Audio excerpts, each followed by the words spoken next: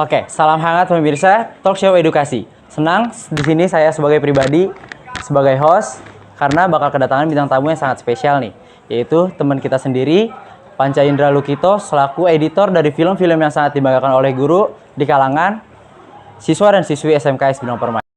Di sini saya sudah langsung bersama Panca. Selamat datang Panca. Sebelumnya kita tepuk tangan dulu nih ke Panca nih. Sebelum masuk ke topik pembahasan, kita bakal nonton dulu hasil video klip-klipan yang telah diedit oleh Panca dan teman-teman semua. Langsung aja check this out. Sikat deh.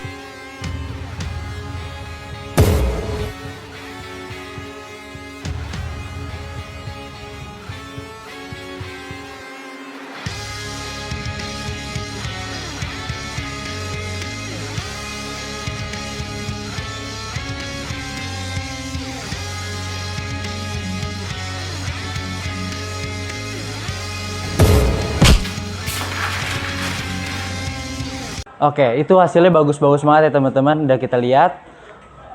Yang pertama nih, saya langsung nanya aja. Apa yang harus diperhatikan sih dalam pengeditan video itu? Yang pasti itu dari konsep awalnya dulu ya. Gimana lu mau bikin konsepnya dari awal gimana, atau tengah-tengah gimana gitu. Harus dibikin dari matang dari awal dulu semuanya gitu. Jadi harus dimatangin lagi di awal. Iya. Nah, pertanyaan selanjutnya, kalau misalnya dalam pengeditan video, yang harus penting banget dipelajari itu apa sih? Itu lebih ke efek transisi Efek atau transisi. ya footage gitu. Supaya videonya nggak boring atau gimana, itu bisa tambahin footage lagi buat biar bikin nggak tak-tak aja gitu videonya. Biar nggak kaku banget lah ya. Iya. Oke, selanjutnya, kira-kira lu butuh waktu berapa lama nih buat ngedit sebuah video short movie? Biasanya gue kalau brutal ngedit sekitar 4 jaman bisa. Itu yang kalau brutal ya. Kalau santai itu kira-kira berapa hari? Kalau santai seharian, cuma itu dikali-kali paling setengah jam istirahat, setengah jam istirahat ya. Stres gitu ya. Iya. Kalau efek-efek apa sih yang sering lu pakai dalam pengeditan short movie? Gue paling sering biasanya pakai efek fade in sama fade out. Fade in, fade out. Iya, biar transisinya nggak boring gitu kan. Selanjutnya, dalam proses pemilihan sound effect atau video, background musik, itu cara nentuinnya gimana biar sesuai nih sama kondisinya? Biasanya sama kondisinya, pertama itu lu mesti pilih yang non copyright musik itu udah pasti ya. Soalnya copyright. ya, soalnya kalau copyright kan berabi juga gitu. Sama dari konsep awalnya juga itu sudah ditentuin. Jadi mau gimana nanti ke depannya? Biar musiknya itu nggak nabrak sama videonya. Ya kayak misalkan scene-nya lagi horor nih, nggak mungkin lu pakai musik yang ceria, santai gitu kan. Mungkin, iya. Selanjutnya nih, lu sebagai editor nih, gimana sih cara jaga keseimbangan antara keinginan lu sebagai editor dengan visi sutradara? Oh, kalau itu sih gampang ya, karena sebenarnya saudaranya juga saya sendiri juga. Oh iya, sutradara lu juga ya. Terus ada pengalaman yang menurut lu menarik banget nih pas syuting, ada gak? Oh, kalau itu sebenarnya banyak. Soalnya kan kita bisa ngambil syuting tuh di gedung tua belakang UPH ya. Iya. Itu tempatnya lumayan bisa dibilang sedikit nantang gitu, sakral gitu lah. Karena kan kita mesti masuk pohon-pohon dulu, hutan-hutan dulu buat masuk gitu.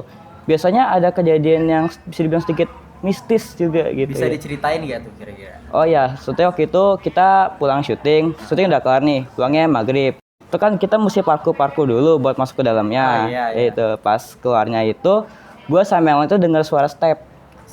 Suara kaki. Suara kaki itu deket banget, hampir kayak di samping kuping gue, padahal itu nggak ada. Nggak ada apa-apa sebenarnya. Iya. Tapi di situ kondisinya teman-teman lu ada yang pakai sepatu gak? Nggak ada. Nggak ada. Sendal semua. Suaranya itu bukan kayak suara sepatu, lebih kayak suara bakyak, tau nggak? Bakyak? Iya. Apa itu bakyak? Sendal kuno. Oh, kalau jadi misalkan kayak jalan kayak tok gitu ya? gitu ya. Nah, kalau misalnya di gedung tuh ada gak? kan gedungnya tuh gede, serem gitu kan. Itu kira-kira di situ ada gak? Ada, pernah gua. Sendiri? Apa? Waktu itu gue jadi kameramen, gue nge-shoot bagian Putra sama Ijam pas lagi syuting film. Itu di belakang itu gue ada yang loncat. Loncat-loncat? Iya. Putih. Tahu lah. Oh, putih. Itu kan gue milih nge-cut, cuma pas gue liat lagi videonya nggak ada. Nggak ada di situ, nggak ada di videonya. Iya. Tapi pas di sana, lu ngelihat sosok itu. Iya. Kalau peraturan-peraturan di sono kira-kira apa aja nih? Kita nggak boleh ngapain kah? Atau kita harus gimana di sono, ada gak? Yang penting jangan bandel aja sih. Jangan bandel. Heeh. Terus kalau Sopan ngeliat aja gitu. diem aja. Kalau ngeliat diem aja. Diem, ngerasa Iya. diem gitu. Iya. Kodein aja paling ke yang lain. Jadi ya kalau di sono harus safety juga lah, jaga sikap ya. Iya. Apa yang paling lu sukain dari pekerjaan lu sebagai editor? Gue paling suka karena gue bisa ekspor film gue sendiri. Mau kayak gimana selanjutnya, mau gimana kedepannya gitu. Gue bisa masukin efek-efek mau jidat gue sendiri gitu. Dan yang dipilih juga yang pastinya aktor-aktor teman sendiri yang udah nggak kaku lah ya. Iya. Udah enak ya. Heeh. Selanjutnya nih, menurut lu gimana bagi yang mau belajar editing? Nah, ada tips gak yang bisa lu kasih ke dia atau bisa lu jelasin ke dia? Buat belajar editing itu sebenarnya personal ya, masing-masing aja bisa tutorial di YouTube atau di mana gitu. Cuma kalau buat editing film mungkin gue bicarain lebih baik nonton film buat lihat referensi. Nonton film buat referensi. Iya. Anime-anime gitu bisa? Bisa. Bisa. Karena soalnya kemarin gue kan ngambil film juga ada referensinya dari SCP Foundation sama Chainsaw Man. Oh, Chainsaw Man. Iya, makanya kalau dari kemarin The Whistle itu lebih pakai kayak jas-jas gitulah. Oh. Itu kita ngambil konsep dari Chainsaw Man. Kalau dari film yang kemarin lu buat yang judulnya The Whistle, itu konsep benar-benar dari referensi Iya, atau ada imajinasi sendiri kah? Atau ada apakah? imajinasi sendiri juga. Berapa lama untuk persiapkan itu kira-kira? Persiapan apa ya? Untuk Praproduksinya. film itu, kayak nanti lu harus siapin ini nih, kayak gini-gini nih ke teman-teman lu tuh gimana? Praproduksi kita biasanya sejam doang sih. Sejam. Iya. Yang penting kumpul bareng semuanya ya. Heeh. Kekompakan itu menurut lu perlu banget gak? Oh itu penting banget. Penting banget. Soalnya kalau misalkan ada satu anggota yang kurang kompak atau gimana itu ganggu banget buat proses syuting dan lainnya gitu. Nah, pertanyaan nih, ada lagi. Apakah ada hal-hal yang menarik yang harus diperlatihkan pemula agar pengeditan video dari konsep ke proses berjalan secara totalitas? Gimana ya? Itu sebenarnya lebih personal juga. Personal juga. Iya. Heeh. Ada tips-tips yang mau lu kasih gak? Kayak lu mau harus saranin misal lebih bagus pakai efek ini buat short movie, ada kayak gitu-gitu gak? Buat ke yang baru belajar? Itu mungkin bisa referensi lain ke short movie lain mungkin. Ya udah. Cukup sampai di sini aja. Buat lanjut ke segmen 2, ada iklan nih. Tapi sebelum iklan, kita kasih tepuk tangan dulu ke Panca karena udah mau datang sini.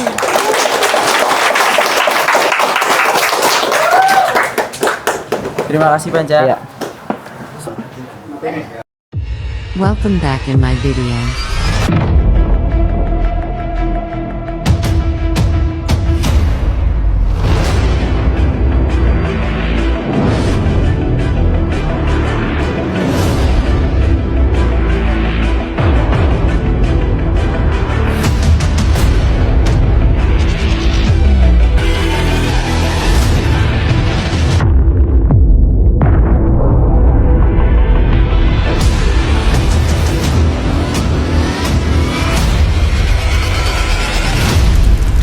Coming soon.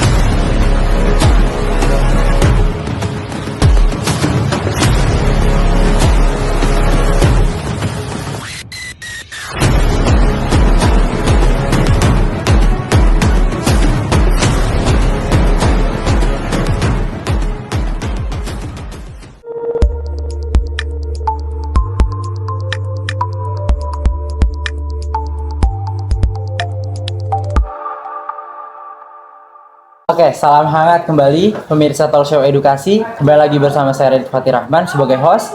Di sini saya sudah bersama Putra sebagai sutradara atau acting juga, dia suka ngajarin ke teman-temannya. Jadi selamat datang Putra. Oke. Tepuk tangan dulu buat Putra. Nah, kita kayak segmen satu nih. Jadi sebelum kita pertanyaan-pertanyaan, kita bakal nonton dulu klip-klipan dari acting yang diajarin oleh Putra atau dari Putra sendiri nih. Langsung aja cek this out.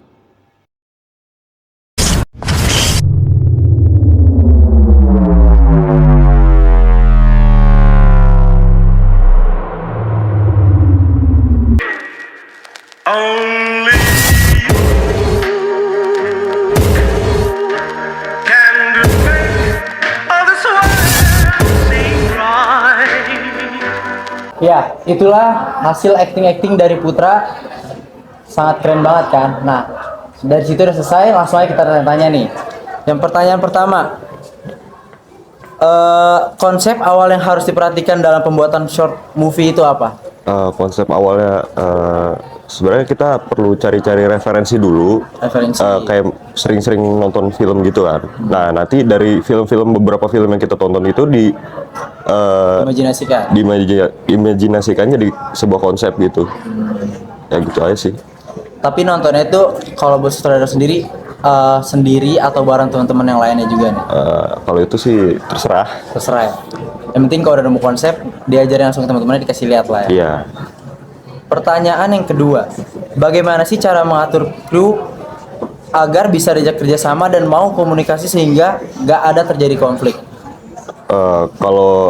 Kalau saya pribadi ya, kalau misalnya ada salah satu kru yang susah diatur, tempeleng aja kepalanya gitu. Temen kepala ya? Iya. Nggak usah dinasihatin lagi? Nggak usah dinasihatin, capek doang. Biar jerak lah ya? Iya. Biar nggak kayak gitu. Oke. Dalam proses memerankan karakter, bagaimana sih cara yang benar untuk terhubung dengan emosi dan kondisi pemikiran karakter tersebut? Kalau itu lebih ke pendalaman peran ya, emosi. iya, emosional. Kita ngebayangin aja dalam diri kita bahwa Kita tuh benar jadi dia. kita tuh benar-benar jadi dia, kita tuh adalah dia gitu. Jadi kita ngikutin sesuai skrip, jalan terus mengalir. Ya seakan-akan kita adalah dia gitu, sama. Gitu sih. Nah, kalau sebelum syuting nih, kan waktu itu saya sendiri sempat syuting lah dengan Putra sendiri kan. Iya. Nah, saya ngelihat nih filmnya bagus. Nah, biar actingnya natural banget tuh gimana? Biar nggak kelihatan kayak ini mah settingan banget nih, nggak natural. Itu gimana tuh biar nggak kelihatan kayak gitu? Lebih dikeluarin lagi effortnya, terus kurangin ngelihat kamera. Anggap aja kamera itu nggak ada lah. Anggap aja nggak ada. Jadi benar-benar Fokus. lagi misalnya berantem, jadi kita kayak berantem beneran. Iya, kayak berantem beneran. Fokus sama skripnya, hafalin skripnya. Kalau nggak hafal ya di cut bisa lah. Iya, bisa. Bagaimana cara memilih dan mempersiapkan karakter ketika mendapat peran dalam sebuah film? Memilih karakter itu karena kita masuknya amatir ya, Iya. masih anak sekolah. Iya. Kita perlu tahu sifat dari kru kita masing-masing Karakter gitu. masing-masing. Karakter masing-masing. Jadi kita nggak bisa asal tempel Gak bisa ini maksa jadi ini juga lah ya. ya. Malah nanti hasilnya nggak bagus lah ya. Nah, iya. Jadi harus disesuaikan lah sama karakteristik masing-masing. Oke. Pertanyaan yang terakhir nih, bagaimana sih tips yang cocok dilakukan agar komunikasi sesama kru itu berjalan dengan lancar? Itu komunikasi antar kru itu biasanya dilakukan ketika briefing ya. Jadi biasanya diajak Kumpul dulu semua. di briefing gini. Entah itu bahas skrip, bahas tentang syuting besok, masalah shoot, Tempat. masalah edit, tempat gitu-gitu kan. Itu kita kumpulin dulu semuanya. Dikumpulin jadi satu, Iya. lalu kita briefingin di situ. Kalau ada yang keberatan bisa ngomong, kurang lebihnya bisa ditambahin gitu. Baik, pemirsa, talk show edukasi kami selaku kru dan bidang edukasi semuanya. Saya juga sebagai host Radit Fatih Rahman pamit undur diri. Terima kasih Putra karena telah hadir di sini. Tepuk tangan buat Putra semuanya.